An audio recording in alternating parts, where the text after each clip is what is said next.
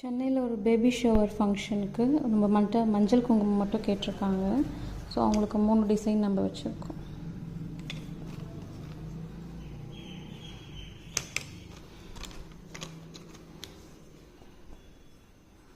So 75 pieces கேட்டிருக்காங்க. அவங்களுக்கு 3 design மட்டும் இப்போ அரேஞ்ச் பண்ணணும்.